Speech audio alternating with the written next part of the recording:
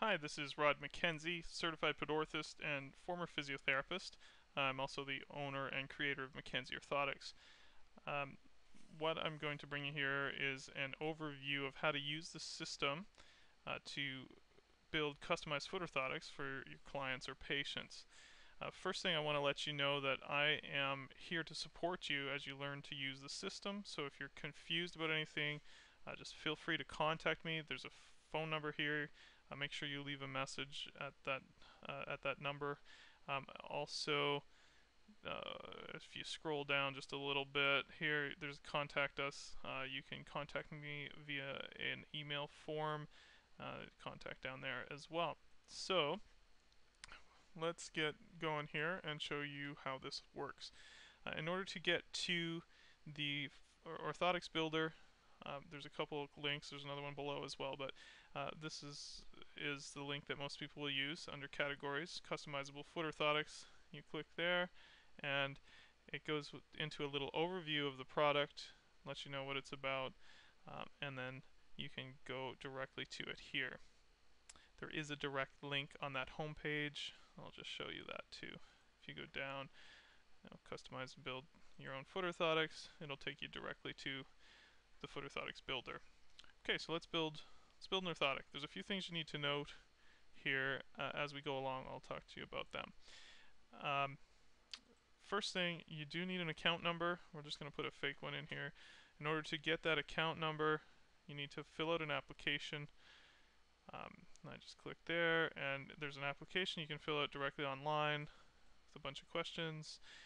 Once you fill that out and submit it um, and are approved, then you can, we'll just go back here, then you can use the system and customize orthotics for your clients.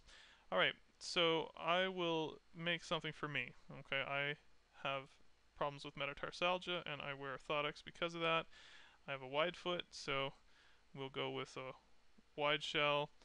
Um, if you, for the purposes of this, I'm just going to show you how it's done.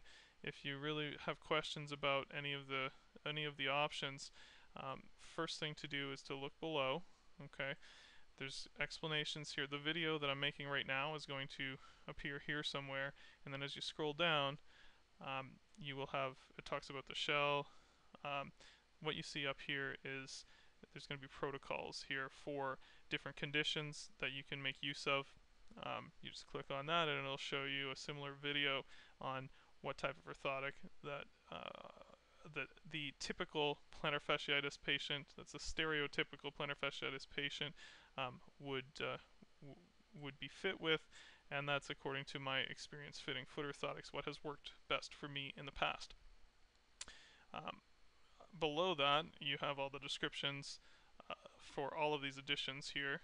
So there we got the shells, and as I scroll down with this box, there's top covers, and a description of each, bottom covers, why you might use one as opposed to another, metatarsal pads, and all the way down through all the different additions that we have. Okay. Alright, so let's get back up to this orthotics builder. Top covers. I am involved with sports and that sort of thing, so I like neoprene a little better than puff. Bottom covers, I got a 1/8 inch neoprene, which is thick enough for a good cushion, so we'll just go with a 4-foot vinyl reinforcement. And again, if you want to know what those are about, then you can look below. Metatarsal pads. I definitely want metatarsal pads to help with my metatarsalgia. Met pads, bar pads. I tend to prefer bar pads. They're for the same, do basically the same thing. They're shaped a little differently, and again, you can find out more below. Heel pads are unnecessary, and one key thing about this is if it's not necessary to the condition, don't use it.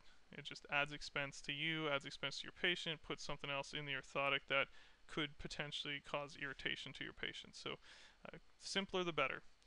Arch pads, I also do not need those. Now you see an asterisk here beside these 4 different options.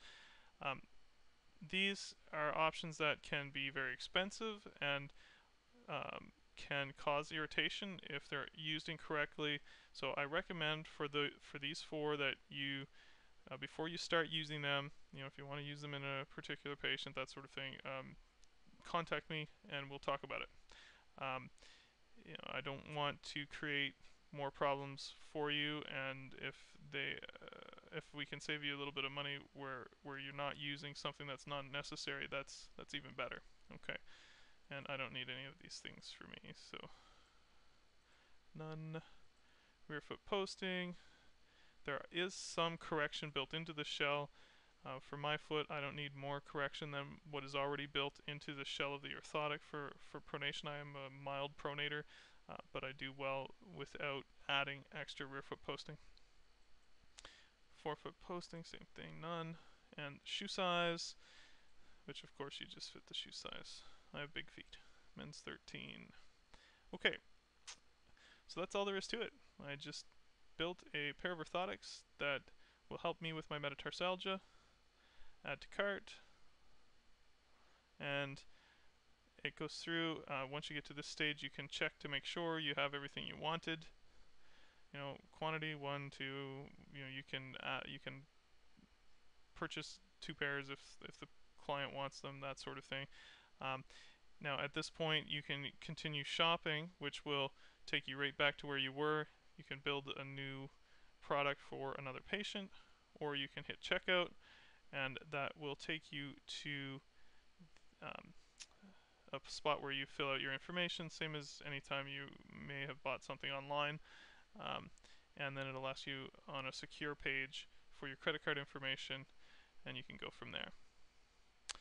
And that is about it. So if you have any questions, don't hesitate to either call or email through this contact form. I'd be happy to answer them, and I hope to work with you soon. Make it a great day.